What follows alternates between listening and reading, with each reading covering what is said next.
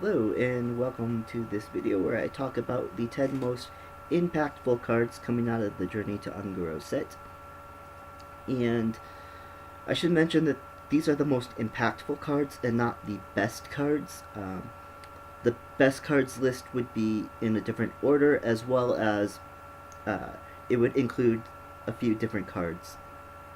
But these are cards that I believe are going to have a big impact on the meta, and uh, in some cases allow uh, decks to do things that maybe they wouldn't otherwise be able to do, and may even allow certain classes to be playable in the meta, which would then have an effect on the meta itself. Yes, so let's get right into it. The honorable mention is Calamos, Primal Lord. Now this is easily one of the most powerful cards coming out of the set, but it comes in a class that is already very powerful, and it does have the elemental condition, which is why it's the honorable mention.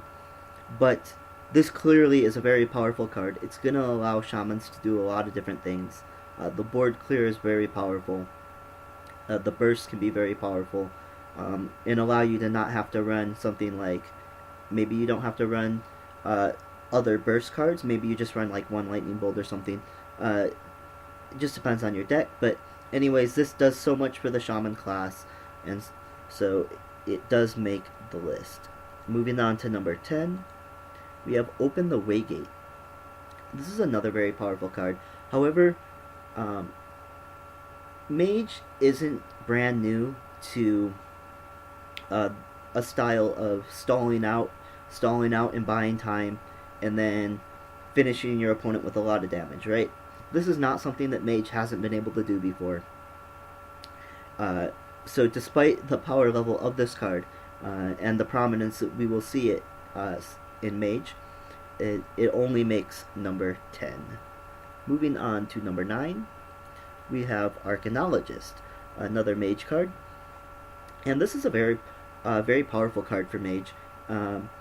It does beat Open the Waygate in impactfulness because any Mage will run this. It doesn't matter if you're a tempo mage. It doesn't matter if you're some sort of control mage. It doesn't matter if you're a combo Waygate mage, right? You're gonna run this card. Card draw is so premium in Hearthstone, and we even see people run Novice Engineer, people run Gnomish Inventor, right? And these are pretty terrible cards, but they run them because card draw is so valuable. With Azure Drake leaving standard format, this allows Mage a reasonable body for 2 mana, and basically a free card draw, right? You're not even paying for that in the card. And being able to draw a specific card in terms of a secret is very, very powerful. Moving on to number 8, we have another Mage card, Primordial Glyph. And this is another card that pretty much any Mage is going to run. And it is incredibly powerful. The ability to use it in multiple ways, right? Let's say you top deck this. It's never a bad top deck. You top deck this um, on 7. You can play Primordial Glyph, and maybe you get that Flame Strike you need, and it's discounted by the 2 mana, so you can still play it.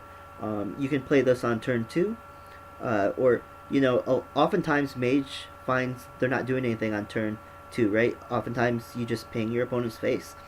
This is something powerful that you can do on turn 2, and use it to have a more powerful turn later. Having a 2 mana discount on a Mage spell, which are already very good, is very powerful. Moving on to number 7, we have Tolvir Stone Shaper. And the next, quite a few are all going to be elementals, because the elementals are very powerful, and we are going to see a lot of them over the next 2 years. And Tolvir Stone Shaper looks like an unassuming card, right? But it turns out a 4 mana 3/5 with Taunt and Divine Shield is quite good at stopping aggressive decks.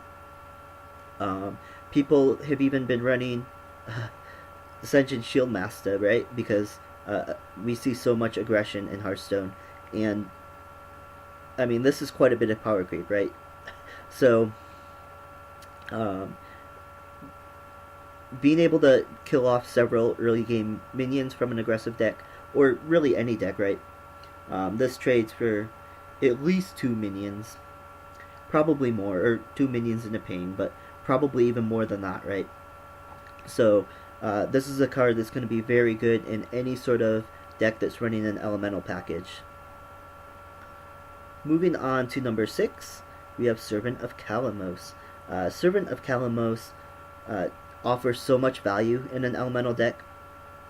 The ability, you can just infinite, right? You can infinite Servant of Kalamos into Servant of Kalamos into Servant of Kalamos.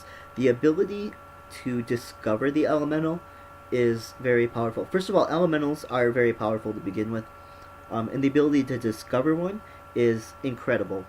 If this were a random elemental, it wouldn't be as good. It would still be pretty good, but it wouldn't be as good, right? You might end up with a Firefly that you don't really want, but because you discover it, you're pretty much always going to get a very good, powerful elemental that is going to benefit you and that you can use to get an advantage. If you're running this in Paladin, you can get Ragnaros Lightlord. It can get you Kalamos if you're playing Shaman, as well as it can just get you, like I said, it can get you Servant of Kalamos. It can get you a number of different elementals, and that's a very powerful effect. So moving on to number 5, we have Blaze Caller. Blaze Caller is another very good one to get from Servant of Kalamos. A 6/6 body and dealing 7 damage is very good. Uh, it's so good. Flame, yeah. Sorry, I'm blanking on the name of the mage card that does. It's 7 mana, deal 5 damage, summon a random 6-drop. This is like that, but better, right? And it can be run by anybody. Typically, we're okay with class cards being slightly stronger than neutral cards because they're class cards, right? Because only 1/9 of the people can use it. This can be used by anybody that runs elemental. We probably won't see a lot of elementals outside of Shaman, Mage, and Paladin, but nonetheless, because this is a neutral, it's a very powerful elemental, and it's going to be very impactful. Moving on to number 4, we have yet another elemental, and it is Tar Creeper. Tar Creeper is so good. Because of aggressive decks, it's such a powerful play. Playing Tar Creeper on 3 into Tolvir Stone Shaper on 4 is very, very good at shutting down aggressive decks. And there are always going to be a lot of aggressive decks, so this is going to be very good. And the funny thing is, we might actually see so much ability in this expansion to shut down aggro that we might actually see quite a few less aggro decks, right? And if that's the case, then maybe people stop running these anti-aggression cards. But even if they're not getting run, like, that's very powerful, right? Just the fact that they exist affects the meta. So, and I doubt that people are going to stop trying to run aggressive decks. So I think these are going to be at least tech choice cards, but more likely they're just going to be run in any mid-range or control deck. So moving on to number 3, this is not an elemental. This is a hunter card, Jeweled Macaw. Now, Jeweled Macaw is a very, very good card.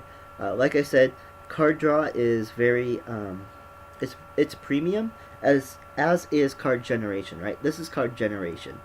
It for nothing, it creates something, it creates resources for you to use. This has good synergy with Stampede, but even standalone, this is a very good card. You don't care if you get this on, if you top deck this on turn 10, that's fine, right? Because you're at least going to get two things. And maybe you only get a Fiery Bat, but a Jeweled Macaw and a Fiery Bat, that's better than nothing. And that's worst case. More often you're going to get a sort of a mid-range beast out of it, or you might get another Jeweled Macaw. It has great synergy with Stampeding Kodo. No, sorry.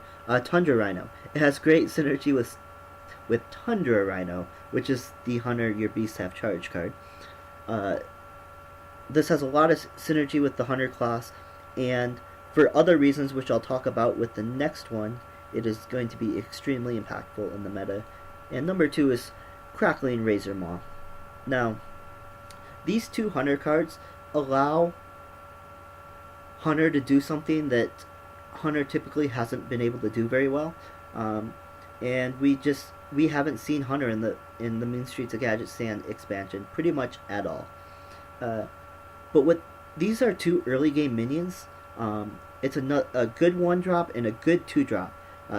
That alone is something that Hunter hasn't really had, right? They've had marginal 2-drops. They've had marginal 1-drops. A couple good ones. Fiery Bat and Alley Cat are both pretty good, but they haven't had another 1-drop. They haven't had really good, strong 2-drops. And this is a very strong 2-drop. In the worst case, it's a 2-mana 3/2, which is perfect. But on top of that, the battle cry to adapt a friendly beast is very, very powerful.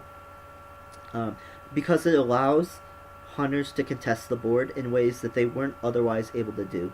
For example, let's say you play turn 1 Alley Cat, and on turn 2 your opponent plays, a 3/2, right? So now, typically Hunter can't do anything. Hunter doesn't have a ping. Hunter doesn't have, a way to really deal with that board, but now they do. Now you play Crackling Razor Maw on 2 and give your Alley Cat +1/+1, and now all of a sudden it trades for your opponent's 2-drop. So now Hunters have much more of an ability for sustain and with Jewel Macaw, and with to contest the board with Crackling Razor Maw, which is going to do so much to help the Hunter class be playable. And I think they're going to be a pretty good class, and that's mostly due to these two cards, which is why they're number 3 and number 2 on this list. But number 1 is Fire Plume's Heart. Boy is that Taunt Warrior good. And I expected it to be. A lot of people were excited about it. There were also a lot of people who were very reserved and weren't sure if it would be good enough, because every expansion, right,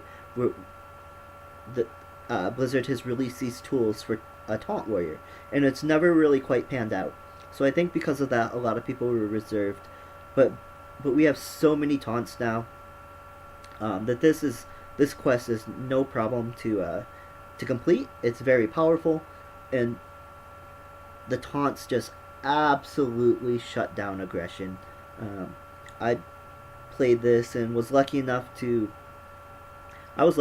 face maybe 5 aggressive decks in a row, and very, very easily won all 5 games from different classes. I played a Druid, I played a Hunter, I played a couple Pirate Warriors, I played an aggressive Rogue, and every time just shut down by all these taunts. Tar Creeper, you probably aren't going to run elementals, an elemental package in this warrior deck. Maybe somebody works that out, but if you do, then Toliar Stone Shaper. If you don't, warrior has plenty. Bloodhoof Brave. You just run Bloodhoof Brave, and then you run Alley Armorsmith, Direhorn, and you have so many tools, so many taunt minions, and in in Hearthstone, you just can't say it enough how aggressive people try to be, how many people try to run aggressive decks, and this deck just stomps on them. And because of that, this is a very powerful, very impactful card, and it's really going to help shape the meta in over the next 2 years. So as always, let me know what you think. What cards did I miss a card? Am I crazy? Let me know, and thanks for watching.